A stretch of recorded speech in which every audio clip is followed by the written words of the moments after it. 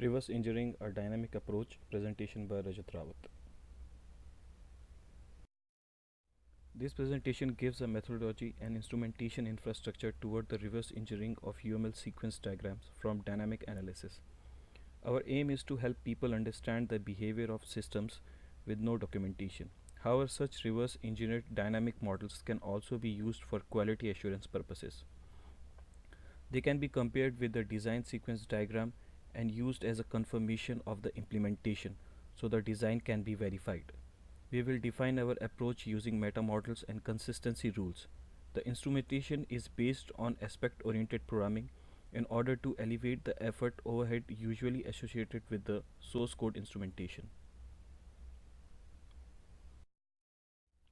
Need of reverse engineering. To fully understand an existing object oriented system, we need information regarding its structure and behavior. This is especially the case where dynamic binding and polymorphism are extensively or when the system is multi-threaded or distributed. When no complete and consistent design model is available, one has to consider reverse engineering to retrieve as much information as possible through the static and dynamic analysis. For example, assuming one uses the Unified Modeling Language (UML) notation for the class, sequence, and state diagrams can be reverse engineered. Our motivation is to use diagrams to help quality assurance and during testing as test models and test oracles. For example, it is useful in practice to compare them to sequence diagrams found in the analysis of design documents. The aim is to find differences between the two versions and thereby detect failures or design problems.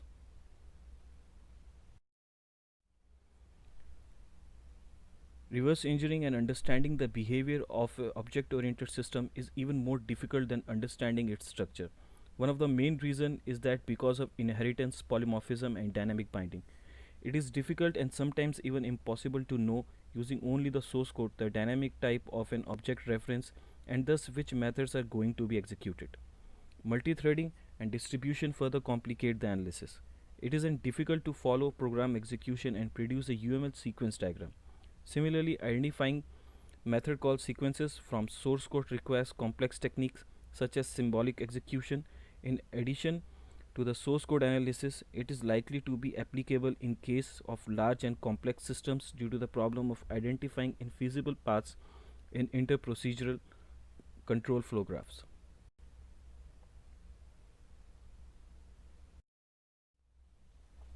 Issues with dynamic analysis of reverse engineering.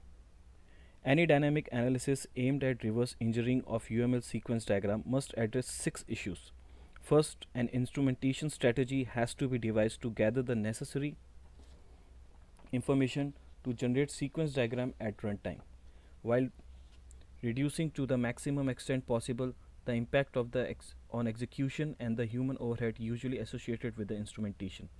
The instrumentation strategy is driven by the subsequent steps which determine the kind of information required to obtain complete and correct sequence diagrams at needed level of the detail.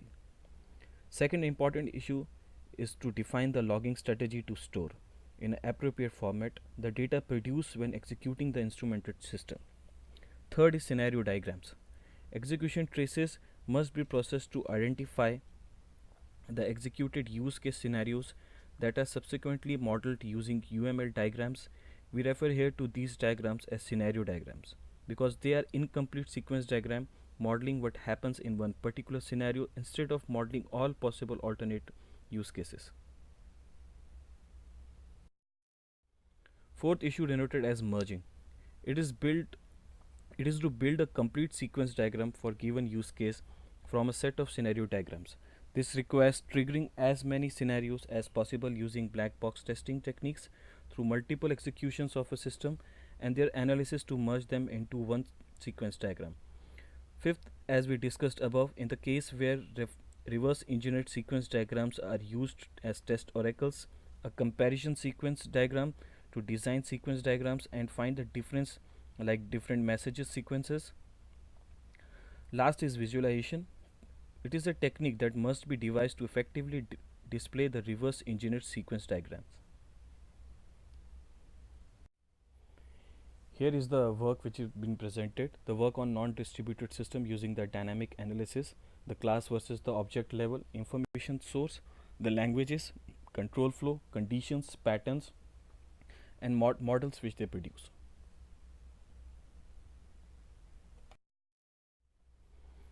Static and dynamic analysis comparisons.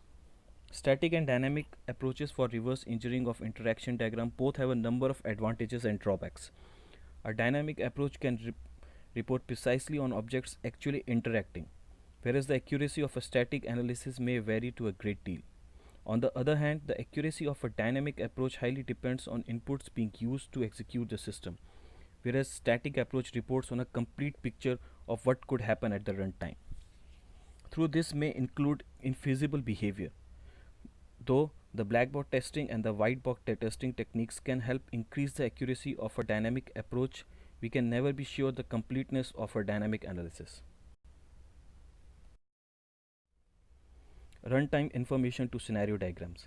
We first devise a meta model of scenario diagrams, that is an adaptation and simplification of UML meta model for sequence diagrams.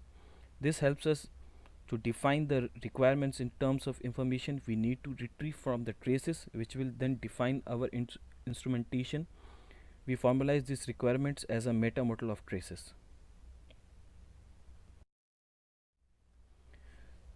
Scenario meta model. Sequence diagrams are among the crucial diagrams used during the analysis of design of object-oriented systems, as they are used to identify the object responsibilities and interaction associated with each other. A sequence diagram describes how objects interact with each other through message sending, how those messages are sent, possibly under certain conditions in sequences. We have adapted the UML meta model, that is the class diagram that describes the structure and sequence of diagrams, to our needs, so as to simplify the specification of consistency rules and the generation of scenario diagrams from the traces. Trace meta model. We instrument the system under study by processing the source code and the bytecode and adding specific statements to the bytecode to retrieve the required information at runtime. These statements are automatically added and produce text lines in the trace file, reporting on the following. They report on method entry and exit, the method signature, the class of the target object, that is object executing the method, unique identifiers in the distributed system, and the study for the target object, and arguments are reported. Conditions. For each condition statement, the kind of statement, for example if, and the cases, the condition as appears the source code are reported. Loops. For each loop statement, the kind of loop, for example while, do while, for, the corresponding conditions as it appears in the source code and the end of the loop are reported. Distribution information. RMI remote calls in client and executions in servers are being reported. Consistency rules. Consistency rule have been defined to match message child classes from the instances of method execution child classes. First rule. First rule from method execution of child class to method child classes. This rule defines the mapping of trace method execution of child classes and instances of scenario of message child classes. One of the situation which is very common, which occurs when there are two instances linked local execution and linked by related caller calling. Second rule is conjunction. In this rule, we recognize the first conjunct for a message at an instance. Messages uses a timestamp so that isn't easy to understand which message triggers which message. Third rule. Last rule is identification of repetitions of message instances. That is rule is matching repetition and instances which loop instances of the message to related in the caller calling.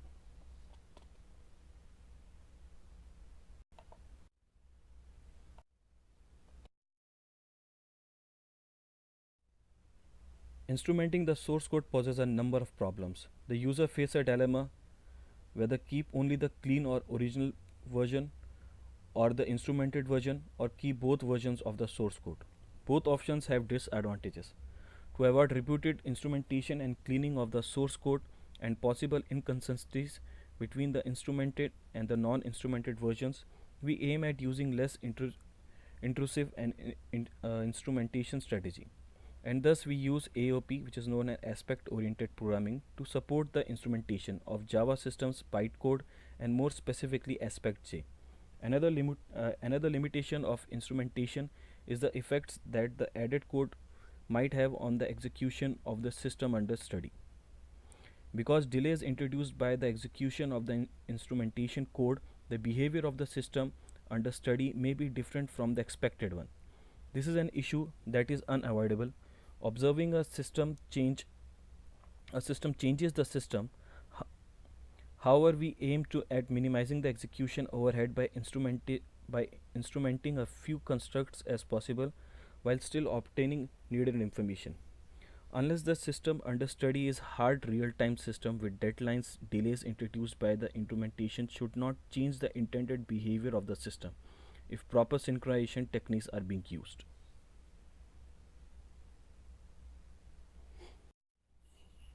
Unique identifiers.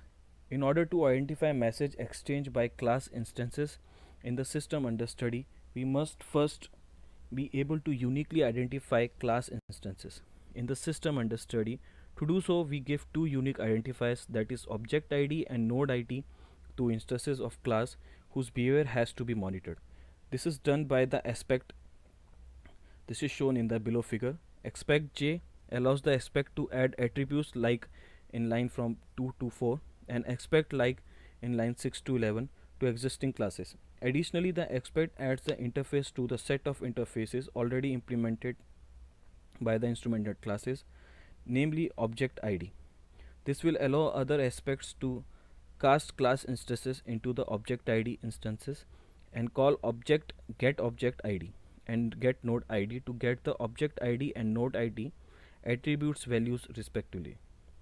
The aspect in the below figure shows that determining object ID is local to classes and thus local to nodes in the system under the study.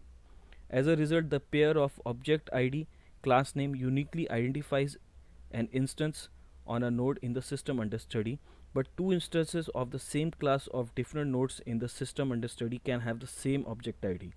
Pair of object ID class name does not uniquely identify the instances in the system under study, but given that our instrumentation records a unique identifier for each node in the system under study, that is node ID, and the triplet object ID class name node ID does.